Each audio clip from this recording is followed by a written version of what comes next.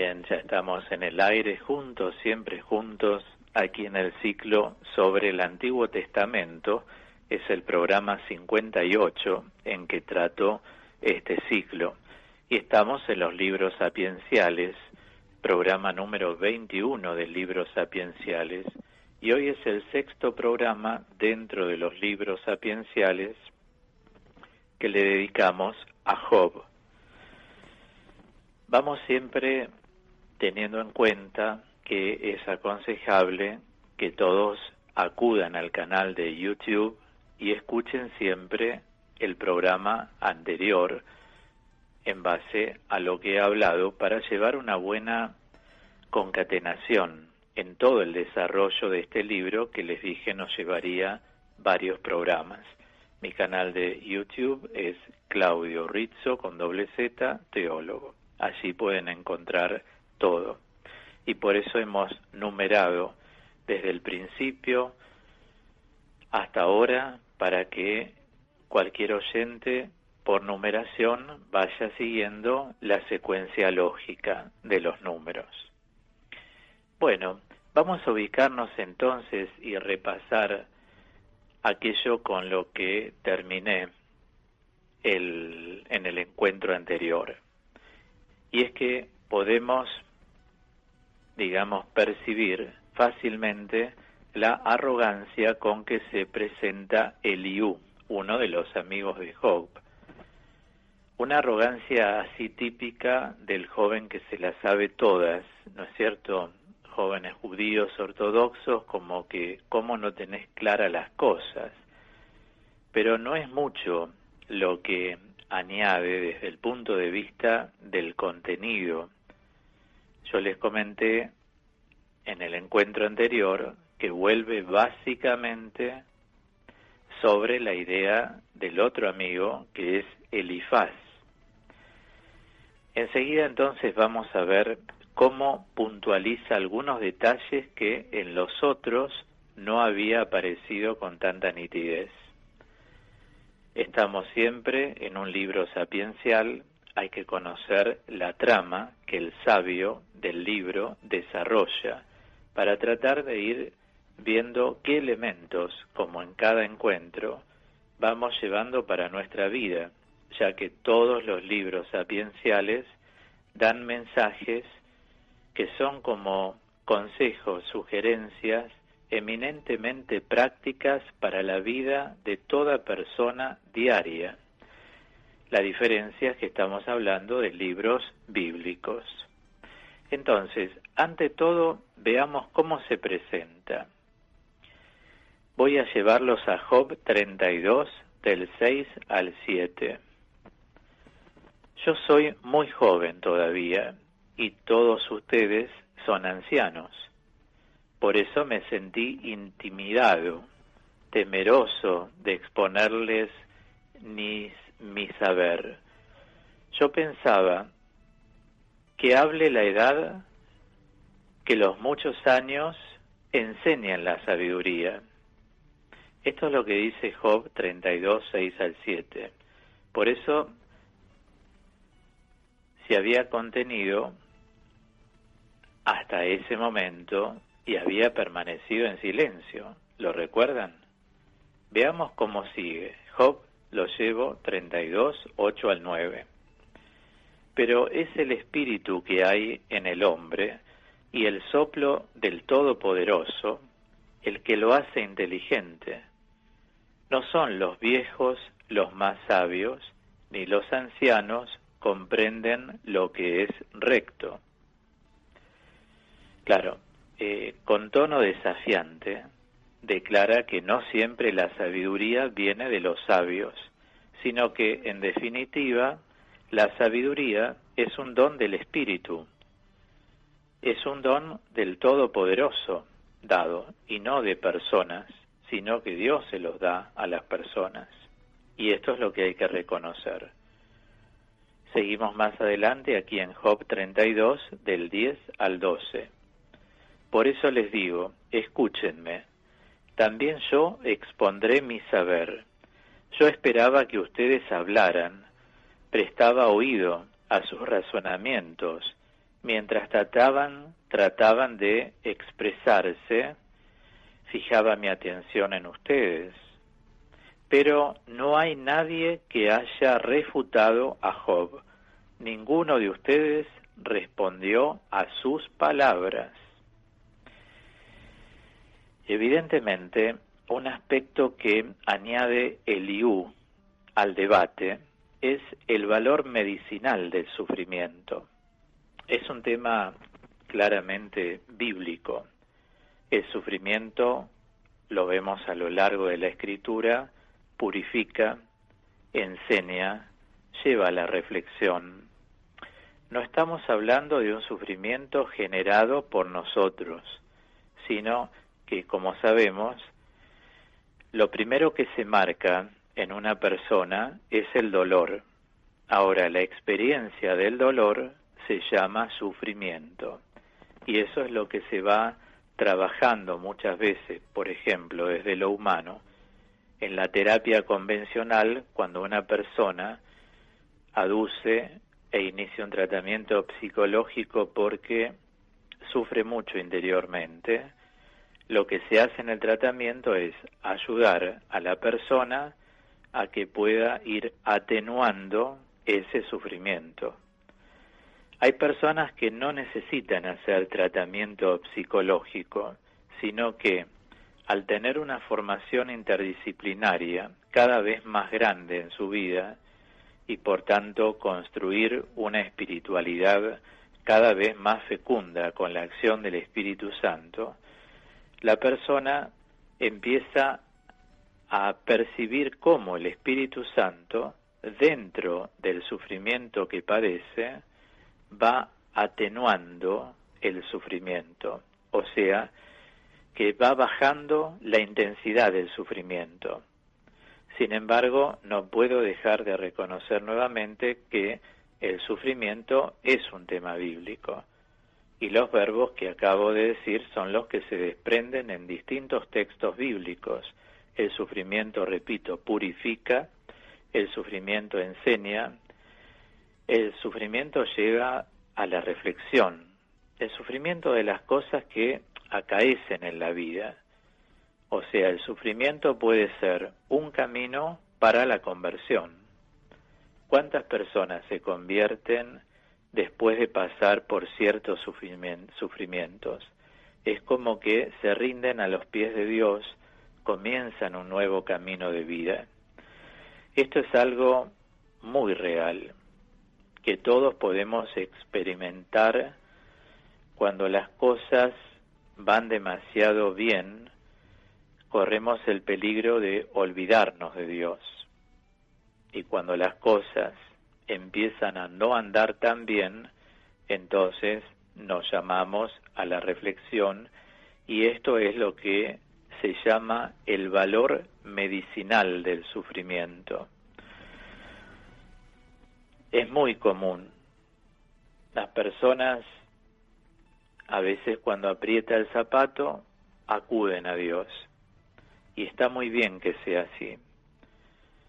Voy a decir algo, pero está mejor todavía. Lo otro está muy bien, acabo de decir, pero está mejor todavía emprender un camino de la mano de Dios, lo que se llama, como lo digo habitualmente, estar en el camino, estar en gracia, estar en alianza con Dios, para que en los momentos de sufrimiento o de alegría, en los momentos de desolación, tristeza o felicidad, uno se sienta que está en verdadera comunión con Dios. Esto es lo más importante. Nunca, por supuesto, criticar a una persona que se acerca a Dios cuando el zapato le aprieta por sus sufrimientos. Lo que tenemos que hacer en un caso así, nunca es decirle, vos te acercás cuando te conviene. Nunca decir eso. Al contrario, alentar que se acercó y después, con el tiempo, tratar de proponerle, mira, mejor todavía de lo que hiciste es que ya te quedes siempre unido a Dios y al cielo, o sea, a la Virgen, a los ángeles y a los bienaventurados, como define el cielo el Catecismo de la Iglesia Católica.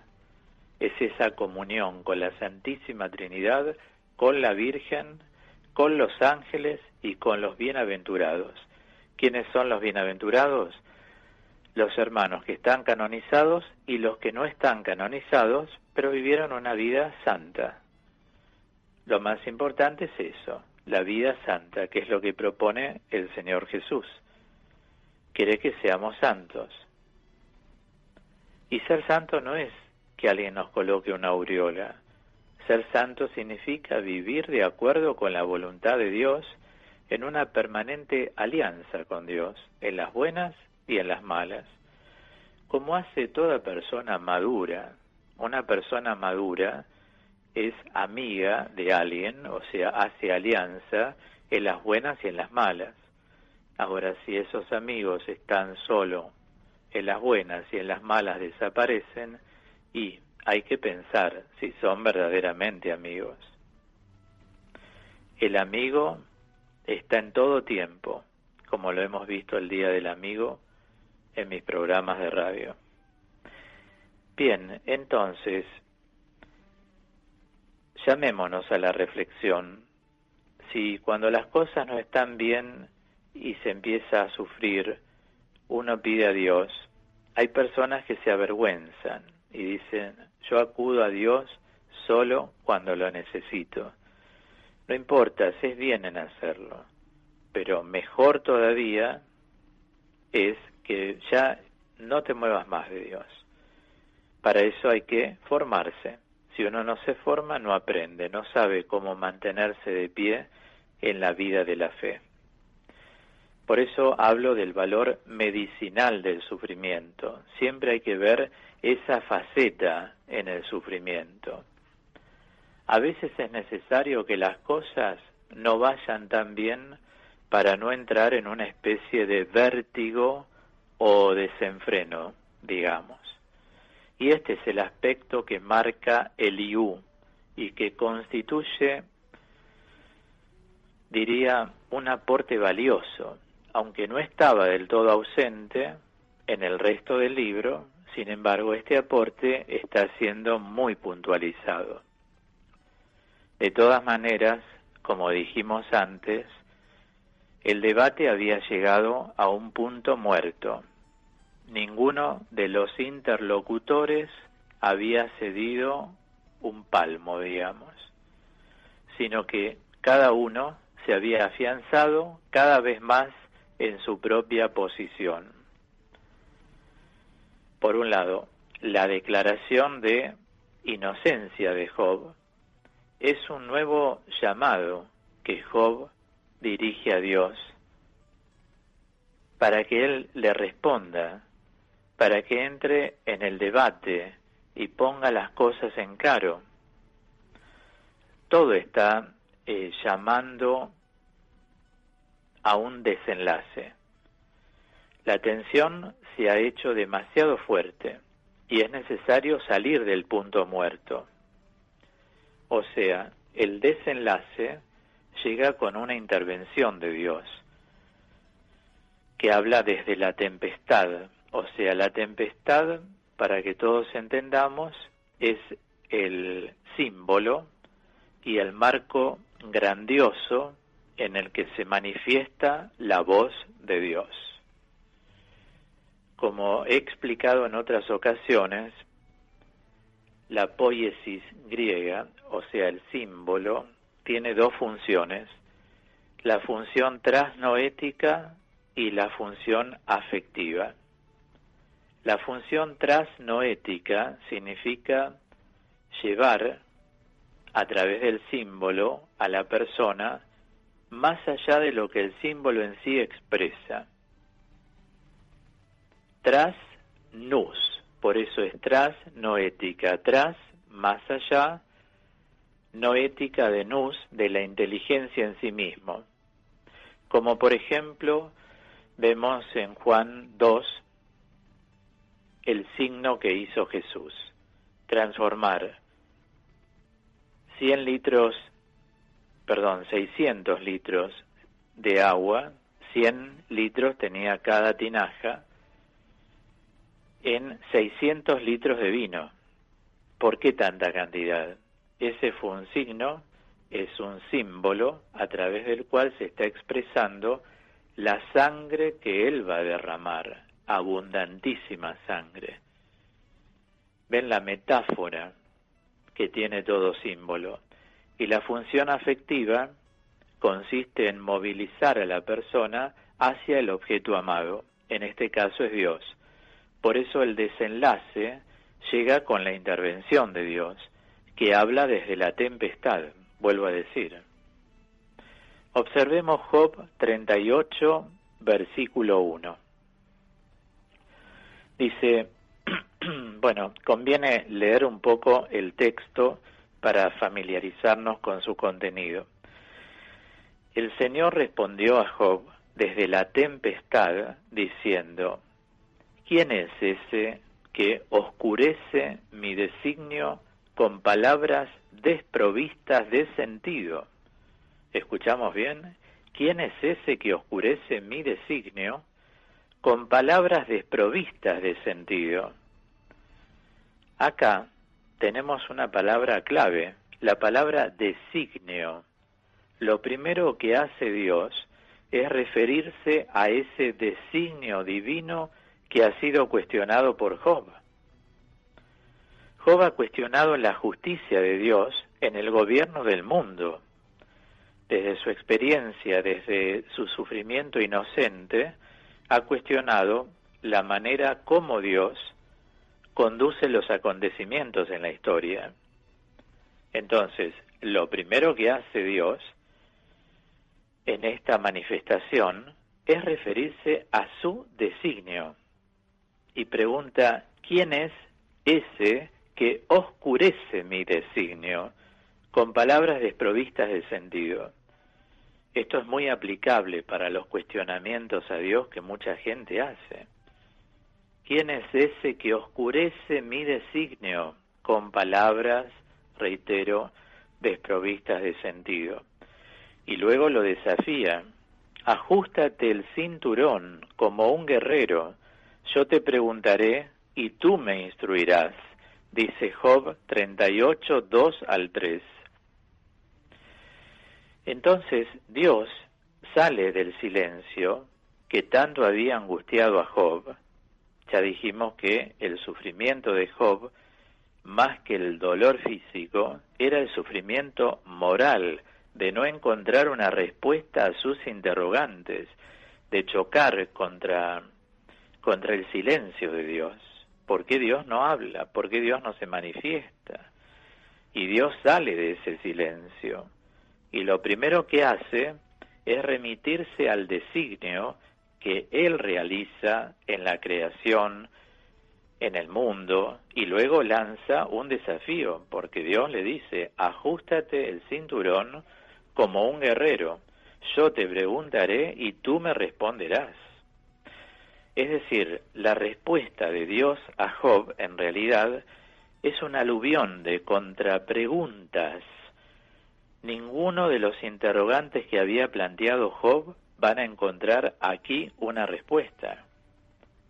Simplemente Job se ve como abrumado, como apabullado por toda una serie de contrapreguntas de Dios.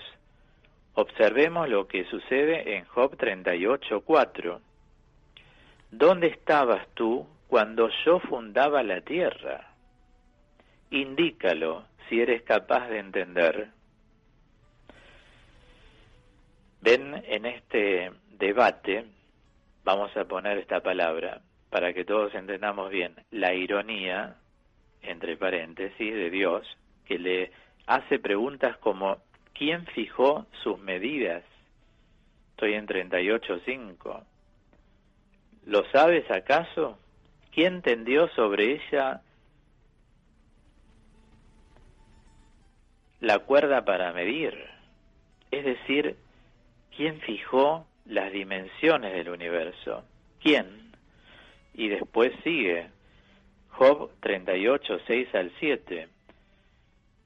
¿Sobre qué fueron hundidos sus pilares? ¿O quién asentó su piedra angular? Mientras los astros de la mañana cantaban a coro y aclamaban todos los hijos de Dios.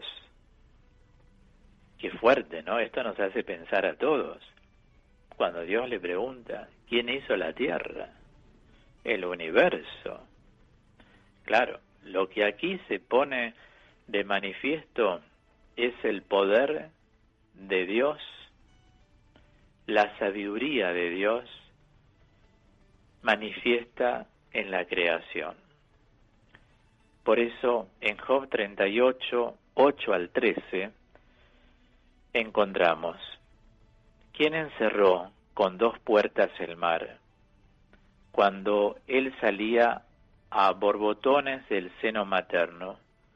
Cuando le puse una nube por vestido y por pañales densos nubarrones. Yo tracé un límite alrededor de él, le puse cerrojos y puertas, y le dije: llegarás hasta aquí y no pasarás. Aquí se quebrará la soberbia de tus olas. ¿Has mandado una vez en tu vida a la mañana? ¿Le has indicado su puesta a la aurora, para que tome a la tierra por los bordes y sean sacudidos de ella los malvados? Ahí aparece Dios. Dios sale del silencio, está hablando, pronunciándose. Bueno, lo vamos a seguir en el próximo encuentro, y seguramente va a ser el último programa que le dedique al libro de Job. Por eso les aconsejo siempre tratar de escuchar en mi canal de YouTube, Claudio Rizzo Teólogo, los programas anteriores, para ir cada vez más repasando y agregando y concatenando todo este conocimiento bíblico para ir a la parte final que viene en el próximo, les decía, programa. Es muy hermoso el libro. Si uno escucha atentamente toda la formación bíblica que estoy dando, vamos a encontrar muchas respuestas para nuestras vidas. Es un buen personaje para la reflexión honda de la vida, honda.